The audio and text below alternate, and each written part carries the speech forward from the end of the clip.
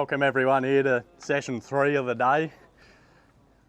Hopefully we're on the right side of it here today in the shade, so feel free to come in if you like. My name is Jack Jordan-Hill, so I'm a product specialist for CLAAS LEXION, working for Land Power Australia, who's the importer and distributor across Australia and New Zealand. So my main role with these machines is the optimisation, setup, demo programs and support to the dealer network. So I've been around the product for about 10 years now.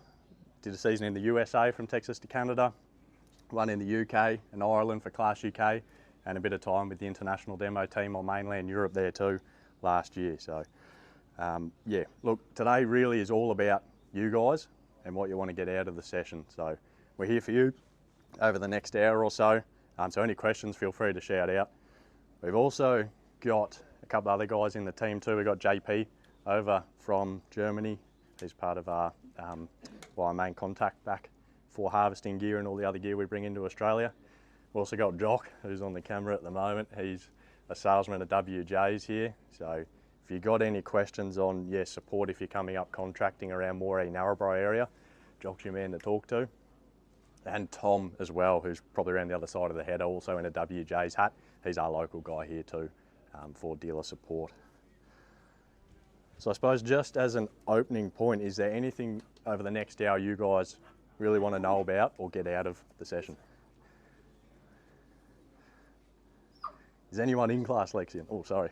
I was going to say, good understanding of how they operate and all the rest of it, in these conditions, Yeah, spot on. Yep, beauty.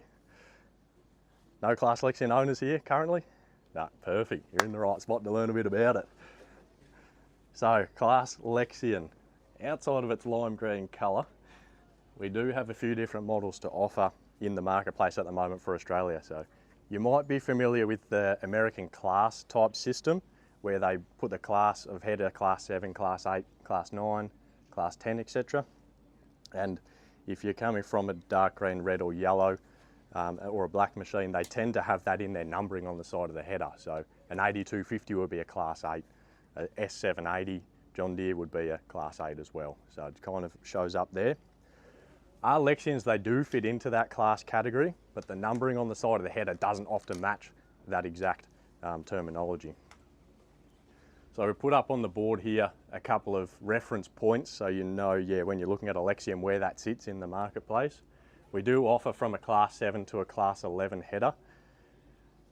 And the key points here in the Lexion is a class 7 and 8 machine, which is our standard body machine, is 1.42 metres wide from the feeder house all the way back through the threshing, the rotors and the sieve box. So that's a 7600 that you might see out and about, or a 7700. So standard body 1.42, very similar to what you'd see in an S-Series John Deere for chassis width. Once you jump up to a class 9 machine, you then go into what we call a wide body machine. So that chassis width actually increases from 1.42 to 1.7 metres wide, all the way through again, threshing, rotors, sieve box. So straight away you're jumping 20% in capacity through all those parts of your machine. It's only about a 50 horsepower jump here between the 8 and 9. And then of course, once you keep going up the range into an 8700 or an 8800, you stay in this wide body chassis all the way through, but the horsepower increments jump up. And that's really how the class system works. Like the American class system is based on horsepower brackets, mainly a little bit on grain tank size, but mainly just a horsepower range. So if you've got a current machine here, that would be the equivalent model in the Lexion range. The next thing that's fundamentally unique about Lexion is the way it works internally inside this machine. So if you're coming from a red or an S-Series John Deere, you're probably familiar with an S-Series a single rotor type setup, where behind the feeder house, depending on the colour, you've got a beater or not, or into the elephant ears. The first third of your single rotor is the rasp bars for your threshing, and then the second 2/3 of the rotor is the separation pegs for separating that residual grain out of the machine. All done on one speed, adjustment and concave clearance. Twin rotor, New Holland, ideal, X-Series. Same process, just 2 rotors, 2 slightly smaller rotors, but again, first third's the threshing, second 2/3 is your separation pegs, again on the same speed. Where that differs here is we are able to split those 2 processes, your threshing and your separation, into 2 different speeds. And that's where the APS hybrid comes in. So hybrid refers to a conventional threshing at the front of the machine with our drums here, both the APS and the main threshing drum, which does 100% of our threshing, followed by two 4.2 metre long residual rotors. So about 50 to 70% of our grain is separated here at the front of the machine. Again, 100% is threshed. And then the remaining 30 to 50% has, from the back of the impeller here, which splits your crop flow into your rotors, all the way to the back of the chopper to separate a grain out of that straw mat. So an example of that might be, where would you use this as a contractor? Maybe you're up around this way, southern Queensland, northern New South Wales, doing some harvesting for a client, and being a good year up here, there's quite a good amount of straw on the ground. But let's just say, fingers crossed, we don't have too much rain, but maybe there's been a bit of rain on the paddock, so the actual quality of the head has gone down, and that grain is quite fragile or easy, prone to crack. In that case, if you're in a single rotor with a long bit of straw and you want to try and maximise your separation, the main thing we would do is speed that rotor up to increase centrifugal force and get that crop out. But that can sometimes come at the compromise of the grain quality, let's say. If we want grain quality, maybe we slow the rotor and we need to fine tune it that way. For this example here, how we'd set the Lexion is we can slow this drum right down. Generally we're running about 550 on the threshing drum to just gently ease that grain out of the head if it's prone to crack after a bit of weather. 550, 600, pretty common, but our rotors still have the ability to go up to 1250 RPM from here back to separate that residual thresh grain out of that long straw mat, especially if we're cutting Coke can height, trying to make a nice residue spread for our customer. Really, you're maintaining grain quality and keeping your throughput up as a contractor if you're on a hectare rate through that length of the day or for the condition. So the main takeaway point from this hybrid system is there's no compromise depending on what length of crop you're harvesting or what condition you're in there. All right. Talking about the general internals of the machine, question comes up, is there anything we need to change between crop types as contractors? So let's say from the APS working back, APS, short answer is, do we need to change anything internally? RAS bars, rotor configurations, rotor grates is no. This is all standard through our machine, and we can harvest everything from grass seeds in Tasmania, carrot seed, rice in Griffith, up to sorghum, maize, wheat, barley, canola with the same setup. What we do change is our concaves, and we'll touch on that in a little bit too, as to what we will change there. Our first drum, the APS, is known as accelerated pre-separation. So as that crop comes up behind the feeder house, that's the first thing it hits. Now, feeding a Lexion, being a conventionally spaced drum at the front of the machine, we try and feed that machine as wide as we can across the feeder house into our conventional drum. The APS will then take that, spread out any little inefficiencies or lumps across your machine, and up to, especially in Australia where it's quite dry most of the time, up to 30% of that grain is able to be threshed and fall out in that first little section to the back of here. So 30% of your grain is already out by the time it's just behind your cab. Then your main threshing drum takes that. Again, 100% of your threshing is done to the back of that point, and about 50 to 70% of your grain is already out here. Again, then residual rotors taking care of the last 30 to 50%. What's really key for you guys as a contract harvester is the fundamental then ability to evenly load your machine left to right. Imagine that crop's coming in conventionally, you're threshing all the way from the left to the right side of your 1.7 or your 1.42. Prep pans, that's preparing the crop, a bit like a gold sluice, heavier grain on the bottom, lighter chaff on top. But when we come back to here, we don't tend to see the light and dead spots that you might find on other machines there. Having that it's built from the start to evenly thresh across the width of that machine. Again, aiding this, even a grain separated right at the back of your rotor here, nearly at the end of the chopper, has to come all the way forward on a return pan underneath the rotors, which we see here, to the front of the prep pan before it hits the sieve. So that whole machine you're able to utilise to get your grain out depending on that condition of day. Touching on concaves then, maybe what we're harvesting, how we change them in a Lexion. The first thing we can change is our APS concaves. We'll go to that one there. You'll see they're highlighted in yellow. So these pieces here sit underneath our first APS drum, or accelerated pre-separation. There's 3 of these all the way across. The way we get into them is lift the feeder house up. There's 6 bolts holding some retainers on the front of them. Get your rattle gun onto them, and then they just pry up and out the front of the feeder house here. Good to note that these all come from the factory, so you can order these with the machine. There's no real need to pull wires. We never pull wires out of these for the main ones. And there's a few different options. So this one here you see is a 10mm key steel, 10mm gap between the wire, key stock for your harder threshing wheats, cereal crops. You could use it for canola, etc. We also have this one here, which is used more for beans or peas, which is a punched hole 18mm smooth APS concave. Typically for those crops that are easier to thresh, that you need a slightly wider gap to get them out of the machine and maintain grain quality. So you'd use those, favour beans, maybe chickpeas, anything that is a little bit wider.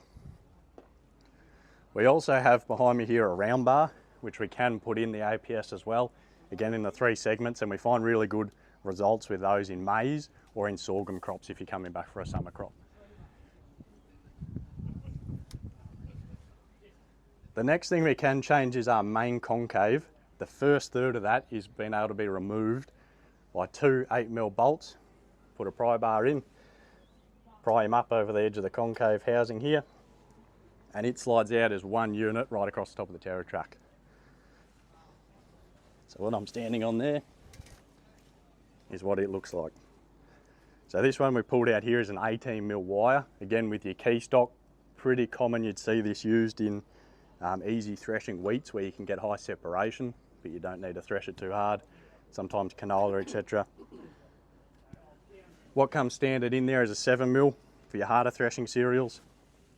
You could use this one for sorghum, or you could also use a round bar for sorghum, corn, beans. A little bit more gentle on the crop, but again aids high capacity. The question then is, how long does it take to change between crops if we're doing these concave changes? If it's your first time doing it, and provided the bolt holes are cleaned out, you give yourself half an hour, it'll be heaps of time. If you've done 1 or 2, you could probably knock back to 15-20 minutes to change the whole lot. What about if you've got a wheel set up, not tracks? Good question. If you've got a wheel set up, we do have to pull the wheel off to take the main concave out. Yep.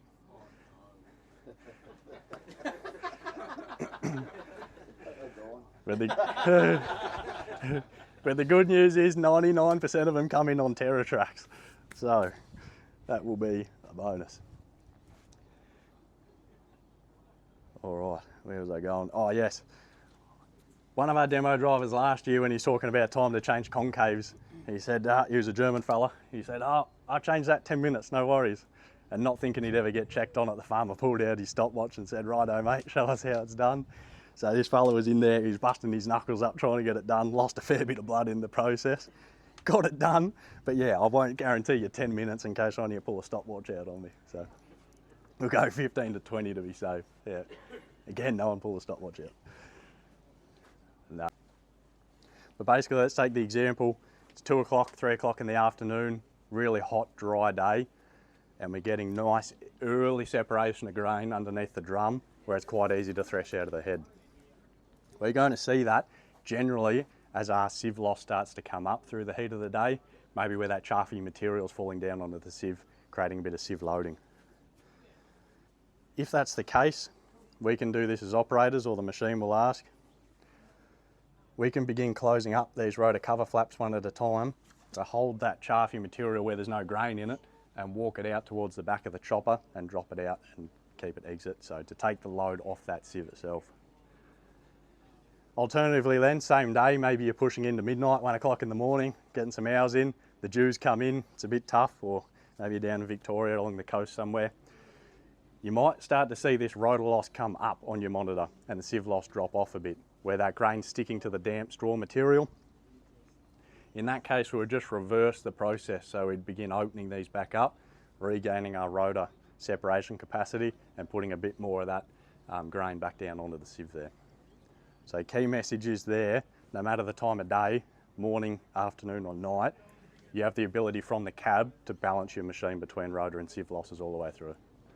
So as a contractor, if you're paid either by the hectare or by the hour, those extra hours either end of the day, provided that the bin capacity keeps up, is where you can make a fair bit of time up or margin as a contractor.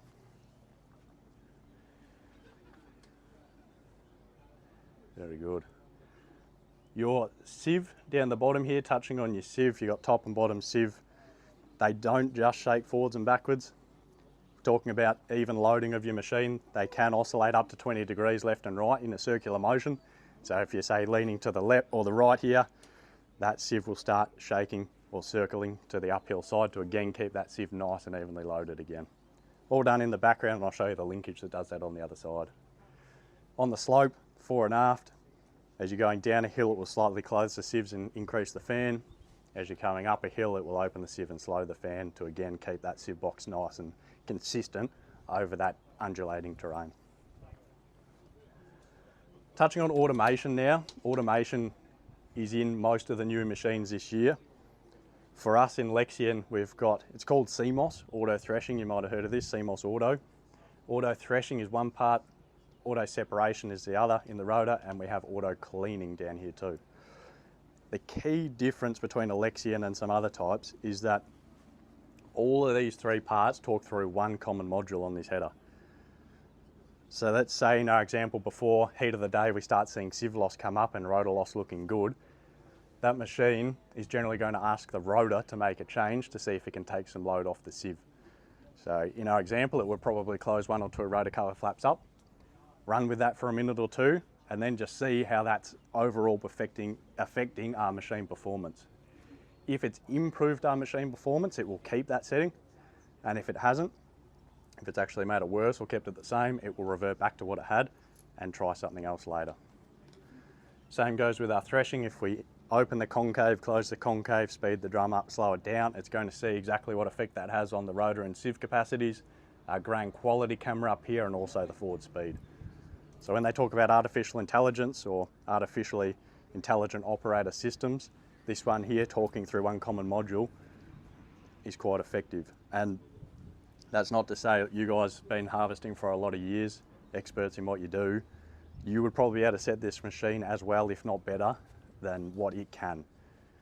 But where it helps is if we're doing 16, 17 hour days, maybe we take a phone call, we're lining up the next job or figuring out where the chaser bin driver's got to. It can just help make those little changes through the day and increase the consistency and throughput.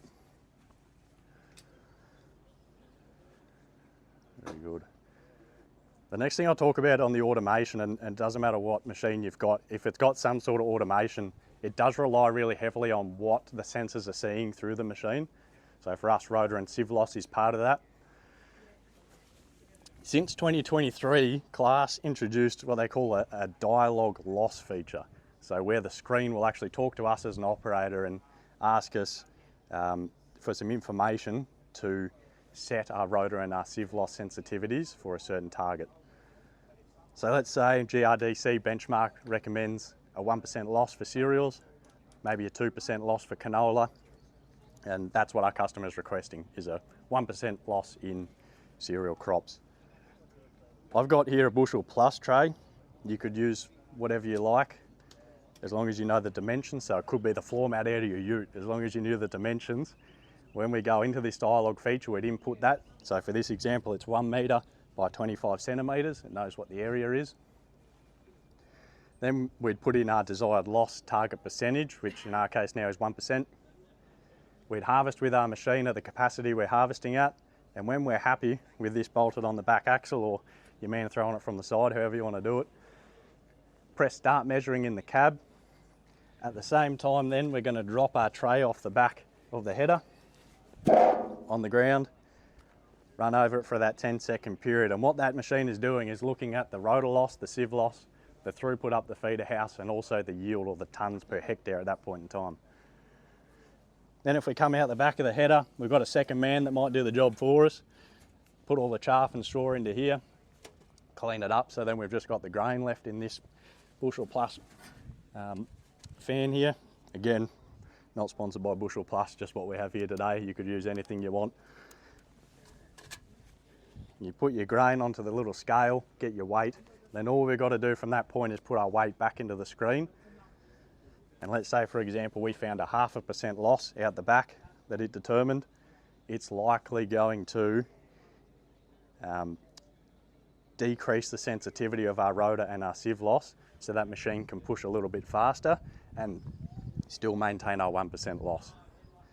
If it was the other way around and we saw a 1.4 or 1.5% loss out of the back of the header, it's likely to increase the sensitivity of the rotor and the sieve to tell it, hey, the grain loss is up a bit high, and it will probably pull that machine back a bit.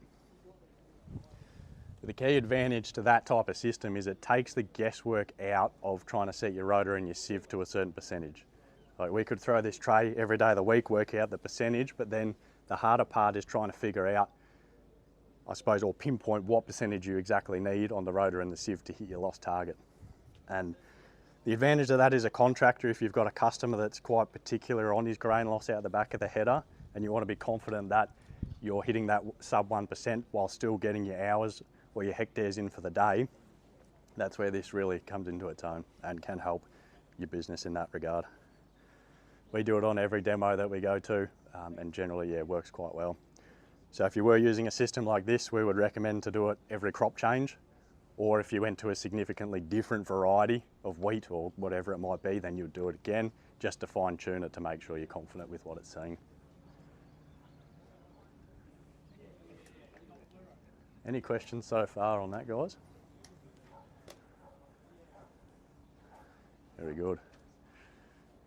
The next question, I suppose there's one more part of this automation I haven't touched on yet, and that is the forward speed adjustment called Cruise Pilot. So it's adjusting the forward speed of our machine based on the crop layer thickness. As we're driving along, when we're comfortable with how it's feeling, how it's progressing, press and hold our calibrate feature. And sorry, I'll just sneak past you here. If you guys want to come and have a look at where it measures it, it's measuring the crop layer height. There's a roller just above the bottom of the chain, so it's measuring the deflection. So if you set it at a certain point and you go into a thinner crop, that roller's obviously going to go down a bit, so it's going to speed your machine up to get back to that level. If you go into a thicker patch, it's going to jump up, slow you down to again maintain that nice, even, consistent feeding through the machine. And the key takeaway here is where that position is getting sensed from, which is even before it gets into any internal part of your header. So it's seeing it pretty much right at the bottom of the cab here before it goes in your machine. So it can be quite reactive or quite responsive to any change in crop coming in. I'm not going to tell you it's bulletproof, because if you've got a big turkey's nest of canola and you see it as an operator, definitely could probably pull back before you hit it. Yeah. But yeah, it's where it's placed is a big advantage to be able to make that machine nice and efficient. And of course, the more evenly we can feed it then with a nice consistent crop mat, that makes that back end of the machine where it's optimizing your threshing, your separation and your sieves work so much easier, because it's got a nice smooth crop flow instead of a undulating one. What's the air ducting on the front feed house there? Good question. That's a dust extraction fan there. So it's pulling any dust that we get sort of out of the feeder house and exhausting it down the right hand side. It just aids with the dust swirl that you can get up in the front window with lights. Yep. So it's at the point where it won't pull canola out, but it definitely does exhaust a fair bit of air and straw and chaff. Yep. And that's just drawing from the fan? It is. And that is running off, yeah, this little bell here. So once your feeder house is turned on or your front's on, there's a fan that blows across the top of your feeder house to keep the chaff off it. And there's another big suction fan here too that blows out the side, or sucks and pulls it out. And yeah, it is standard on those Pro machines. The next thing we'll look at while we're here is the tracks. So like we said, makes it easy to change concaves on. I'm not sure where my man's gone. It's probably gone around the other side. But it's also quite an advantage 3 metre centres, and we sit at 3.7 metres wide. So I'll have to check with the NHVR what the exact rules are on the different states and brush up on it. At Queensland we were right, but let's just say you've got to put it on a truck anyway. Our contracting customers will option it. This is a 735 belt. You can option it with a 635 belt, which sits flush with the edge of your rollers here, or your chassis. And we take a 50mm spacer out each side of that track. And what that's done is taken our overall width to under 3.5 metres overall. We take that back tyre, put a 500 on it, so it sits a bit taller but a bit narrower, and that way your whole machine under 3.5. So if you're going to the next job, you're carting it from Victoria to Queensland on a truck, no need for a pilot. So you think about that over the length of your harvest, you're not waiting on people, you don't need the second operator to come and escort you or pilot. I take it over 5 years, yeah, it can be quite a significant cost saving for you guys. This goes 40 k's an hour on the road as standard too in a track, so again nice and quick to move between jobs, between paddocks. Do you reckon that'd reduce? I was going to say, with the narrower belt, do you reckon it'd reduce the life of your idlers and the drive roll and that? No, not that we've seen for sure. Not at all. It sort of sits flush, like at the moment. Yeah, 735's a standard. What we see is wear, generally on the contractor machines, it'll take the lug off before it starts wearing into the inside of the belt.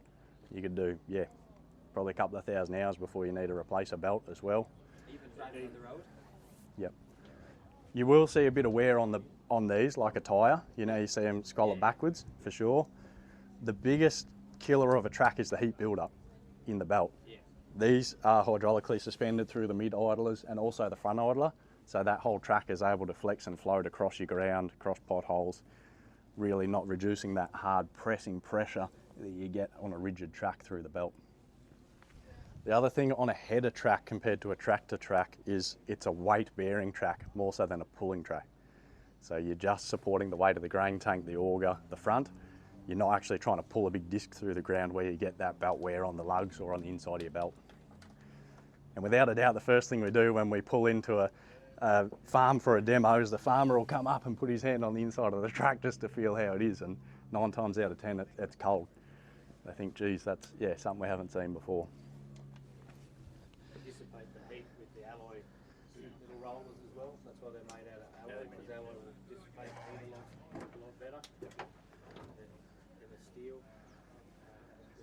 Yeah, you can comfortably 38-degree day down the highway 40 k's an hour. Operating temperature is about 60. You do for PD, yeah. Yep. So to bed them in your toolbox on a brand new header, which has come off the wharf, a bag of Columbia's finest. There's 2 of them actually. Gosh, they let through that border security. 1 for each track. From PD, we'd run that track in, throw the talc in just to get those belts lubed up. Once you've run the talc through them, yeah. It is for the header. 24-hour shifts? Yeah. And that's the secret to contracting, yeah. No, that's right. So once the talc's gone through the machine, the dust from the paddock keeps that lubricated then for the rest of the life of that track. If you're doing a really big road move, doesn't hurt just to grab a bit of talc and powder. If you want, throw it in, peace of mind. But generally, once they're bedded in, you got the idler straight, you're good to go. So what, do you have any customers which run around 2,000 k's on the road with these machines a year and no dramas? Yeah, yep. Demos, we would do that easily. Like we'd do probably 1,000 k a demo season, probably 1,500, especially in the west where we've got to travel a lot. And yeah, all we see then is just a little bit of wear off the top of the lug. Yeah. Yep. So what do you reckon? 3,000 hours on a machine you get out of them, or? Depending on how much road work you're doing, yeah, 2 to 3. Ballpark, yeah. Yep. There is a little bit more maintenance compared to a tyre. You do have the bogey wheels and the undercarriage to maintain, but the best thing is, and we'll touch on it, is the auto greaser. That does do your tracks, so it's always keeping lubrication into those pivoting points. I'll just touch while we're still on tracks is, especially in marginal country, if we have a bit more of a light year and we've got to push that machine a little bit faster to keep it full, let's say, these tracks here do a really good job at keeping your front nice and stable, 40 foot, 45, 50 foot, 60. You see, it doesn't matter what machine it is, if we had wheels on this machine, once we went over 10 k an hour, you sort of start to get that bounce through the tyre.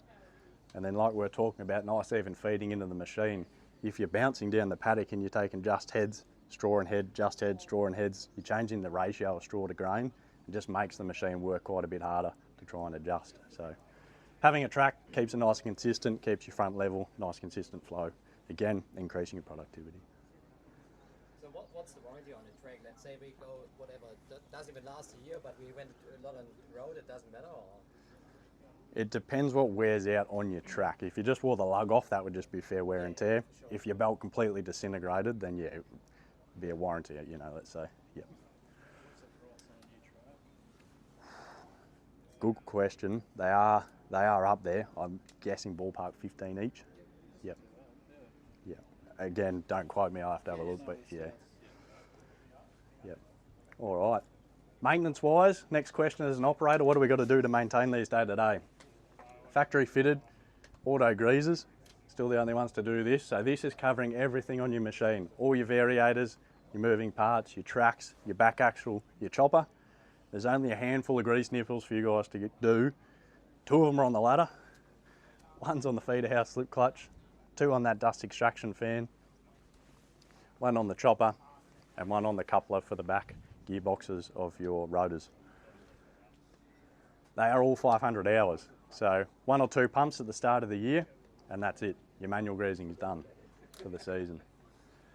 If this is full, you get about 250 to 300 rotor hours out of that. As long as you're putting clean grease into it, they generally give us no trouble.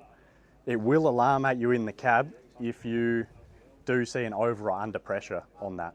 So I won't tell you exactly where, but it will tell you, hey, there's something going on here, and then you can go and manually diagnose where that is. There is grease nipples on the banks that you see around here, so if you had a manual grease gun, you could put it on the bank. If you felt it was really easy or it was really tight, that would probably give you an indication it's either blocked or something's popped off. But again, since we've had the 1000 series out from 2019 with these on, very little dramas with the auto greaser. The second thing we would look at as maintenance point, you'll see these red overlapping spring tensioners all the way around the machine. They are doing all your belt tension indications. So as long as they're 5mm overlapping around the machine, we know our belts are good to go. If they do need a bit of a touch up, just a couple 18s, tightens the spring and you're right. So then for me as an operator, I'll be walking around, making sure nothing's obviously wrong on the machine, checking my spring tensioners, checking my grease, going around, having a look at the fluids on the engine, maybe blowing out my cab filter or my air filter if it was due for it, and generally that's it. So again, coming to the machine as a contractor start of the day, there's very little you actually have to get in and grease and do before you can get going for harvest. The next question we get is why the drive system is the way it is on a Lexion, with belts and pulleys running to different parts of the machine. And CLAAS's outset or mission has been to create the most fuel efficient harvester on the market. And the way they do that is through the efficiency transfer of a belt with power. So you imagine a belt, you do get some slip in a belt, 2 to 3%. That's your power loss from the output to the input, 2 to 3. If you go to a gearbox, it's about 10 to 15% through a gearbox. And then if you go to hydraulic, 20, 25% just with pumps and heat build up of oil moving. Of course, we do have gearboxes and hydraulics on this machine, so no one's ever going to get away from that. But the majority of the drive points to where we need power, the rotors, the chopper, the drums, feeder house, is all belt driven with pulleys. So to break that down for you, out of the end of the engine here, or the gearbox, main gearbox, you come back on the power band to run your variator for your rotor drive. That's your rotor speed on this one. And it comes down then also to feed the chopper. So most of your power is going to come back that way through the rotors and the chopper.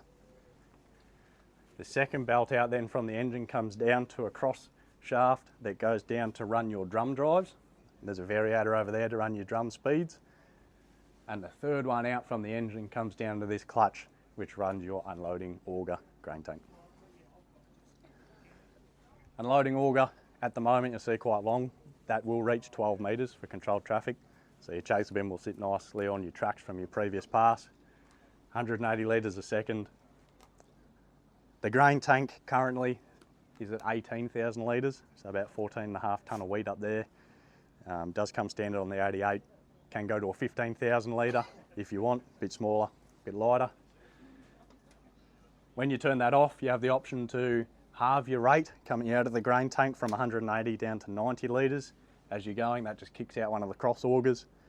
And then either if you're at 180 or 90 litres, as soon as you turn that off, the main button, it will stop both cross augers in the tank, and run this main unload for another 6 seconds to keep it empty when it comes back in to swing under. We always say on operator training, remember the 6 seconds, because they reckon there's about 100 kilos of grain for each metre of tube you got. So if you've got 11 metres from the upright to the end, yeah, it's a fair bit of shovel work. Yeah, that's right. Can you do a double tap to stop when you're overflowing skip? Spot on, yeah. If you get into a panic moment, press and hold for a second and it's off, yep. And it will restart full, like that's no dramas, yep. Very good. Any other questions so far on this side? How do you clean them out? Clean them out? Yeah, like they just look hard to, change crops and that sort of thing. Yeah, it's a great question, yep. So in the machine, it's got a clean by blowing feature, which would be like loading a crop type, wheat, barley, canola. If you press clean by blowing, that opens your concave, speeds your drum up to 100%, speeds your rotors up, opens your sieves, puts your fan to max. So it blows a fair bit of that chaff and shit out. Then if you're changing crop types, so yeah, someone's quite particular on variety change, these prep pans here all can be pulled out. 3 bolts just hold a cover on the front, and all of those plastic trays slide out completely underneath the machine. So let's say you're in chickpeas and it's quite green in the stem, you can gurney those out if they're starting to fill up the ridges. Or yeah, pull them out, and then your whole machine basically, if you poke your head in the back, will be open down the bottom here.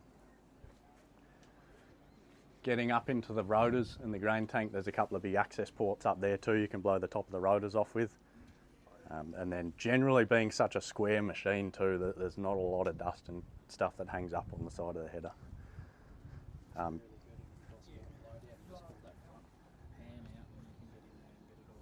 That's right, get it all done. Yep. Grain tank, you've got a big port on the side here. We also got a couple of ports on the left-hand side too if you want to blow a bit of grain out of the grain tank. Are you able to fold the lid down with a little bit of grain in the tank, or are you got to be empty? I would say empty. If you have a crawl up there, you'll see there's a big vertical auger that sits right in the centre too, and it folds down into the grain tank before the lids come over. So yeah, the guys in the UK that don't run the big tanks, the 15,000 litres, they do say their operator training you can harvest with a little bit with the grain lid shut as they're going under the hedgerows and things around the outside of the paddock. But yeah, I'd be careful suggesting that. Just if you bend something, it's hard to time back up again. Fully seal when you shut them, rain and all that? Oh, they're okay, but you still will get some rain in there. Yeah, if it's really heavy, let's say it's 20 mil. Yep. Change at the bottom of the tanks at the end of the season, you pop 2 little plugs. Yep. So if any water does get in there, it'll drip out effectively. Nice. Righto, we'll make our way around past the chop. In after heavy crops is quite important for a lot of people. Coming out of Europe, they do have that in their DNA to be able to handle quite thick, heavy, damp straw loads. Being a bit lighter here in Australia, we tend to not have too much trouble getting it through the machine. Got a couple of options, so we've got our rotating chopper in the back here. If we need a finer chop, we can have our stationary knife bank. At the moment is all the way out. We could go halfway in for a slight more chop, or fully in. Again, the trade-off for chop quality is diesel. And then if we really want to turn it to powder, or we want to bed in our nice new MAN engine, we also can drop the bottom of this floor of the chopper out to create a bit of a square ledge underneath the rotating blades to again just pulverise that straw and throw it out. The chaff spinners here, when you turn the machine on for threshing, will hydraulically rotate backwards when you're in the chopping position and throw that chaff off your sieve, mix it with the straw coming off your chopper and spread that whole lot as one nice residue. If you're windrowing some straw, that's all done from the cab as well. It drops that tailboard down, pushes that door forward, so whatever comes off the rotor just falls down into a nice windrow. And then your chaff spinners will spread out to the side for your chaff. But if you are in a particularly weedy outside run, you can move these chaff spinners with the pull of one lever, drop them out of the way and drop the whole lot into one windrow for baling or burning, whatever you need to do for your customer there. On the back of this spreader then, nice thick cast fingers, if you want to have a look at those after the presentation. And then it's got oscillating arms, so these direct that straw and chaff mat Similar to putting your thumb over the end of a garden hose where you get a nice directed stream of pressure. That's the idea behind these two, is direct that straw and chaff into the crosswind itself. Not on this, but you can get an option of little deflector wind plates. So if it's sensing a strong crosswind, it will blow that chaff heavier or stronger into the crosswind as you go. Spread width capabilities, 40 foot no worries, 45 will do. 50 we will do, provided there's not a really strong crosswind, but 60 I think we'd be pushing at the current level of the chopper at the moment.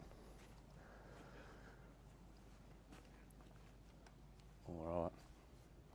Working our way back, all of our lineup for Australia is a tier 3 engine, all MAN engines, so no AdBlue across any of our range from class 7 to class 11, which is quite handy. If our government turned around tomorrow and said we need to have AdBlue across all of our ag machines, being a European-based machine, we are able to do that. There is this exact configuration with the tier 5 MAN, same engine, just with the after treatment on it. So tomorrow we could bring that in if we had to. But for us, for now, really good that all our lineup doesn't require that. 1150 litres on the diesel, should get you 16, 17, 18 hours depending on how hard you're pushing.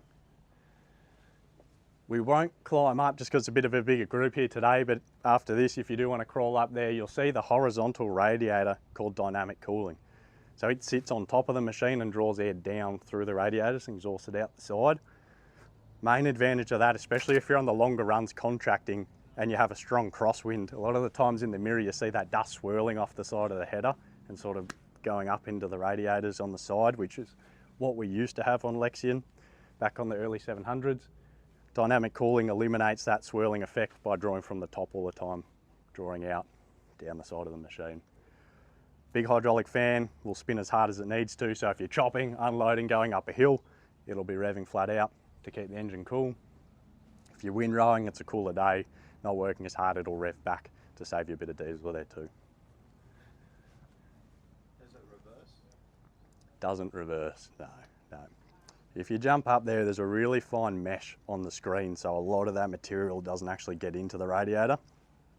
It's just a little bit of fine dust. I didn't mention on the other side, but these machines come again standard, or Auspro standard, with an air compressor on them, and there's an air compressor tank there. So there's a reel on the left-hand side that will reach right up, so you could give your radiator a quick touch-up if you needed to. Your engine bay. There's a port up there as well. A lot of guys will put a little Suzy coil with a magnetic blowgun on it. So if you're in chickpeas and you just want to dust that motor off every few hours, just for peace of mind, you can do that too with these. It's onboard air. Never replace your road compressor by any means, but definitely for those little jobs can be pretty handy. This linkage here is your 3D sieve. So that's what's changing your oscillation of just forwards and backwards to your circular motion. Again, thinking about keeping that machine nice and evenly loaded left to right. Looking at the grain flow as well. If you've got clean grain going through your top and bottom sieve, it's coming up your clean grain elevator, up into your tank. Up there is your grain quality camera on top of that, which is highlighting in blue your cracked grain and highlighting in pink your foreign material, so unthreshed or short straw. And that's what's feeding back into your automation to tell it, hey, I need to change something in the concave area or the threshing drum speed, maybe even the sieve box if it's a sample problem, to change that machine. Your repeats also look a little bit different on a Lexion, so anything that's gone through the top sieve but over the bottom sieve are coming back up the side of the machine and being distributed evenly right the way across that very first APS drum that we spoke about around the other side. So quite acceptable to have a little bit of unthreshed material coming back through on top of the APS, goes all the way back through that machine for a re-thresh, re-separation, re-clean. You guys do a protein sensor? Not currently ex-factory. Yep, crop scan we can retrofit onto them, but won't be far, I don't think.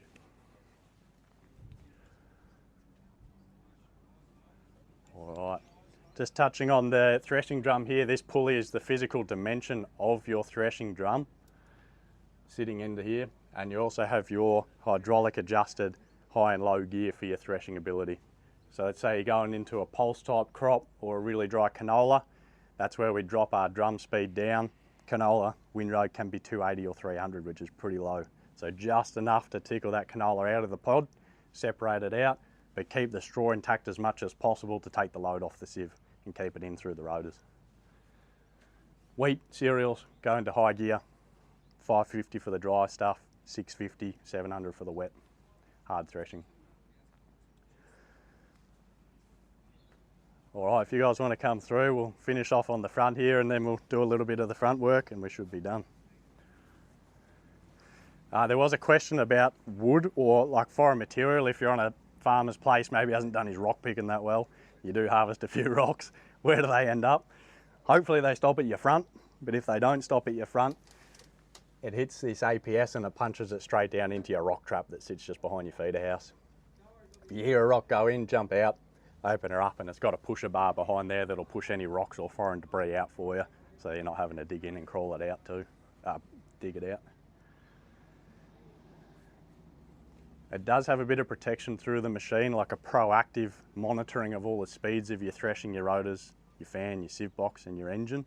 So let's say you are in that varying type crop, you do suck in a bit of green wad of canola somewhere. As soon as that machine sees any slip above your acceptable limit, say it's 5% on a belt, it'll automatically apply a park brake, a drum brake like a truck you'll see here, stops the front, stops the feeder house. If you're running in forward speed, it will slow you right down to 2k an hour and just apply all the power to suck that lump through your machine and not push anything in behind it. So it's like a preventative anti-block system. So it looks at what's happening. Of course, if you suck a big wad in, it's going to trip it off. On our demos, we do push them fairly hard, excuse me, through the cereals, and yeah, have got it to set off quite a few times. Generally, set it on high sensitivity, you should be fairly right. All right, we'll touch on the front quickly.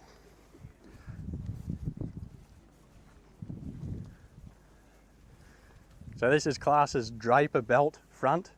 We have two versions of these called, they're Convios. One is a Convio standard or rigid, which this one is here, and the other one is a Convio flex. Main difference being that knife bar here is either welded in place or it's got hydraulic adjustment of your fingers. So full flex, 225 mil of travel all the way across your front, kind of like a Hydroflex is. So not a wing flex, let's say, but a full flex across your knife. And you can adjust your pressures there depending on the type of soil. So sandier soil, you might increase your pressure, take a bit of weight off that knife. Heavier soil where you need a bit more flex, you'll take the pressure out all from the cab. Couple of points to point out maintenance wise, if you are adjusting belt tensions, that's all done without tools on a Convio. You see you got your marker and your little green sticker here. If you did have to adjust it, back that off, turn your block at the back here by hand. Once you're happy,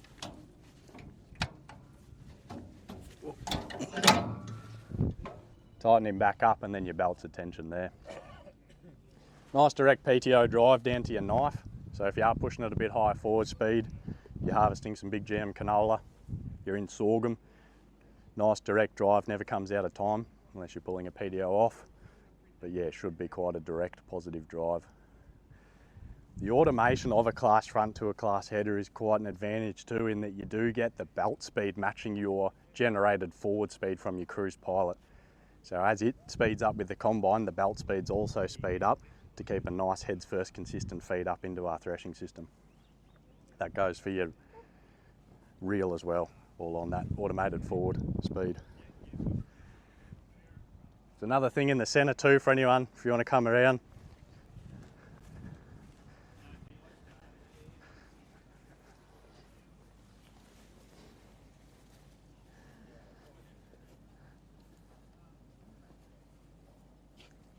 Anyone that's harvesting small grains, pulses, maybe you're looking again at your losses off your front. If you take a look in the transition between the side belts and the centre belt, this is one of the most sealed up cutter bars on the market for a draper type offer. Really not any room for that crop to actually fall out between the side and centre belts. So it can be a bit of an advantage overall for your customer. Height sensing is done through hockey sticks underneath the front if you're running in rigid mode to cut Coke can height. There's 6 sensors, sit on the ground. It'll adjust your left and right, up and down through the HP feeder house there. You also have the ability to tilt that front fore and aft in and out of the machine, depending on the crop, to get your knife lower to the ground. Any questions on that? You get a crossover on the front. You can, yep, good question. So this one doesn't have it on there, but nice big 420mm wide cross auger. They were designed from factory to direct head canola as a draper front. And a lot of times if we are harvesting big bushy canola, we can adjust our cross augers so they come in like a bit of a V towards the center and push forward. So you imagine that crop coming on your draper belt as it's coming down and getting compressed by the cross augers onto the belt to help feed it nice and smooth up into your center drum there.